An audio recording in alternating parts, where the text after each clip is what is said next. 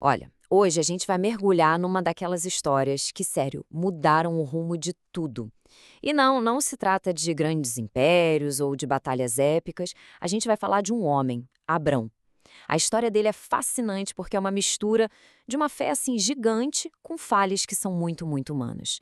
E foi essa mistura que acendeu uma chama que de alguma forma nunca mais se apagou. E o ponto de partida é esse aqui.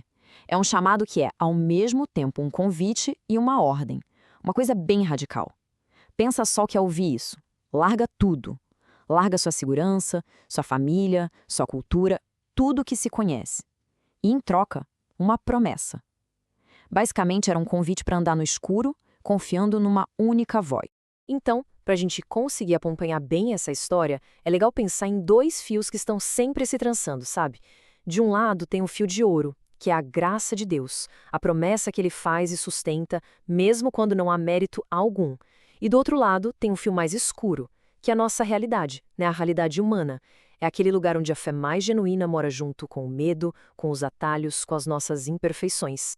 E para a gente ter uma ideia do tamanho desse chamado, do peso dessa promessa, a gente precisa olhar para o contexto. Porque, olha, a decisão do Abrão não foi só uma mudança de endereço, não. Foi literalmente uma troca de mundo. Pensa bem, ele saiu de Ur dos Caldeus. Para a época, era uma metrópole, um lugar super avançado, com estabilidade, com previsibilidade, um lugar seguro. E ele trocou tudo isso, a segurança dos murros, por uma vida em tendas, vivendo como um estrangeiro numa terra que nem era dele. É difícil até de medir o tamanho desse primeiro passo de fé. E o mais interessante é que a promessa de Deus não era uma coisa filosófica, abstrata, não mesmo. Ela ia direto no coração do que significava ter uma vida boa, uma vida com sentido naquela cultura. E o que era isso? Basicamente três coisas: ter uma terra, ou seja, um lugar para pertencer, ter um herdeiro, que significava ter futuro, continuidade, e ter um nome, um legado. Deus não estava oferecendo ideias vagas, ele estava dando respostas bem concretas para as angústias mais profundas de Abrão. Mas como a gente sabe, a jornada mal começa e pronto, a fé já é colocada à prova. A crise não espera, ela chega com tudo e mostra como a nossa confiança pode balançar rápido quando a coisa aperta de verdade.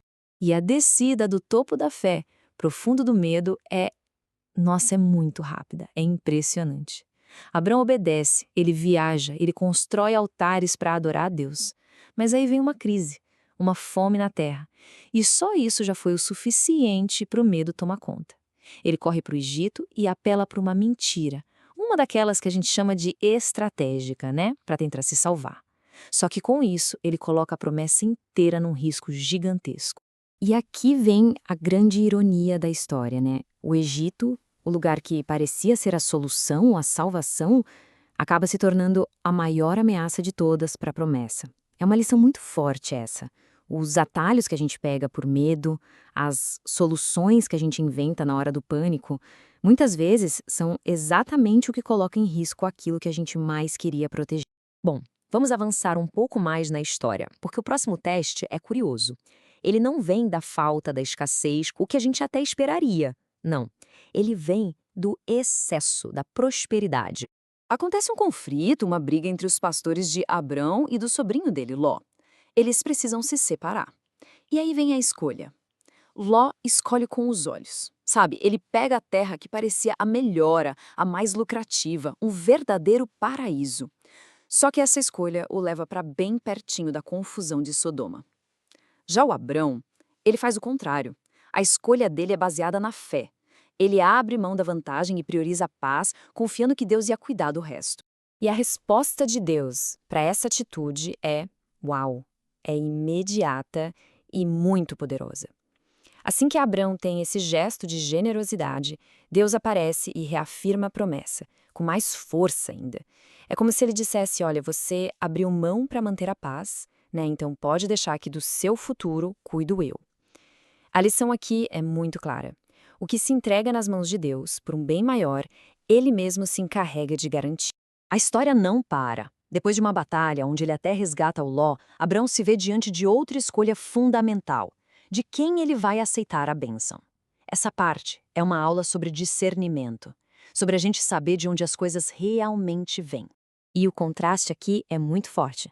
De um lado, aparece Melquisedeque, um rei sacerdote misterioso, Ele oferece pão e vinho, um gesto de comunhão, e abençoa Abrão em nome de Deus. Do outro lado, vem o rei de Sodoma. E o que ele oferece? Um negócio, uma transação comercial. Abrão percebe na hora a diferença gritante entre uma bênção de verdade, que vem de Deus, e uma proposta que, no fundo, ia custar sua integridade.